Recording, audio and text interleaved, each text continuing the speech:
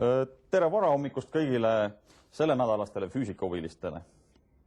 Sel nädalal räägime ühest huvitavast asjast. Nimelt, kas usute seda, et on võimalik auto, mis teeb väga vähe müra, mis tarbib kütusena ainult vett ja tarbib kütust veel lisaks, tarbib energiat veel lisaks 2 korda vähem kui tavaline auto.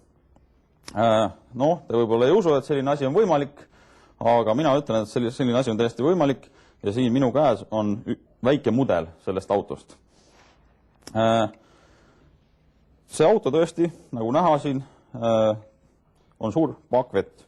Noh, siin pudelis on ka vesi ja ma olen siia süstlasse vett andnud, ma võin siia natuke juurde lasta seda vett. Nii. No, panin seda vett siia natukene juurde.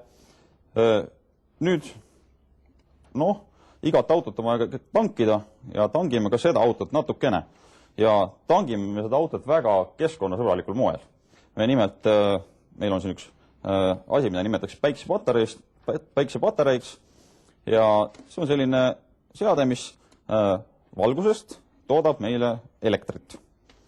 Ja noh, ma ühendan selle juhtmed siia auto külge ja tangin seda autot natukene, enne kui ma näitan, kuidas ta sõitma hakkab. No nii, paneme selle valguse siia lähemale natuke ja nüüd see auto nii-öelda tangib. No, kulub natuke aega. Natuke, me ei pea seda päris täis tankima, me võime natuke ainult tankida. Nii. No, ütleme nüüd, et ta on nüüd natukene tankinud, võtame need elektrivoolikud küljest tal ja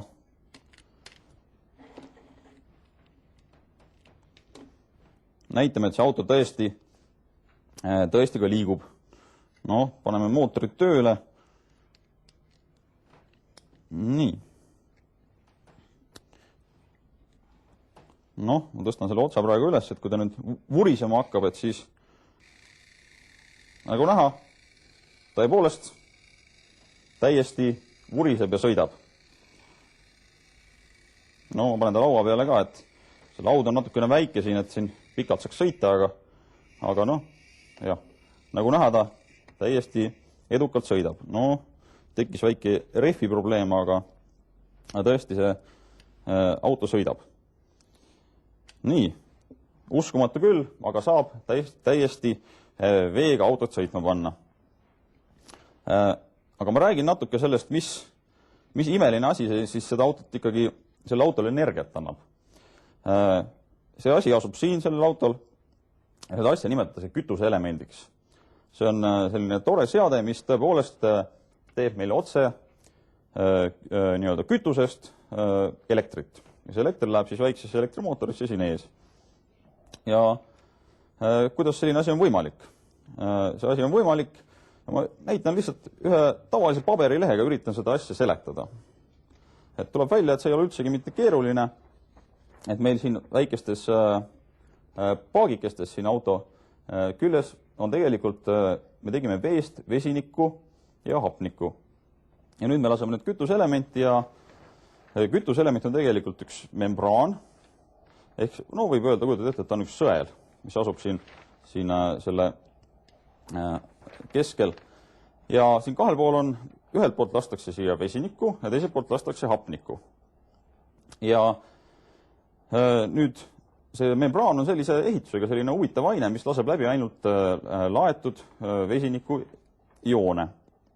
Ehk see tähendab seda, et need vesiniku joonid lähevad siin paberist läbi siit, aga samal ajal see elektrivool ehk elektronid peavad minema teist teed mööda. Ja neid me kasutame ära selles elektrimootoris, mis on auto küljes. Seega meil on süsteem, mis täiesti müratult, täiesti keskkonnasäästlikult toodab väga ilusasti selle auto jaoks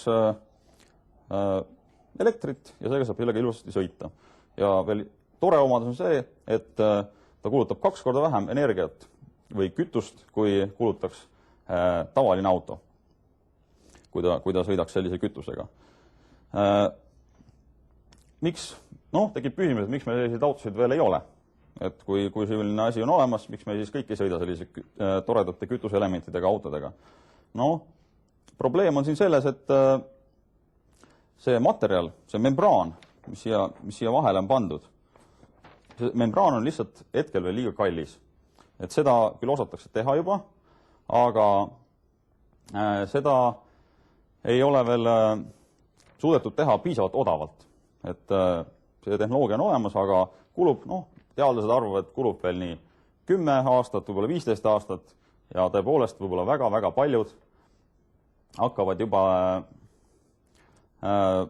väga paljud inimesed hakkavad sõitma selliste autodega, mis tõepoolest töötavad kütuseelementidega. Ja mina loodan, et sellised autod varsti tõepoolest käiku tulevad. Eestis on ka teadlasi, kes selliste asjadega tegelevad, nii Tartus kui Tallinnas, ja jääb loota, et nende tegevuse tulemusena tõepoolest kunagi ka Eestis vuravad ringi sellised keskkonnasõbralikud ja väga-väga toredad autod. Jälle nägemiseni järgmisel nädalal.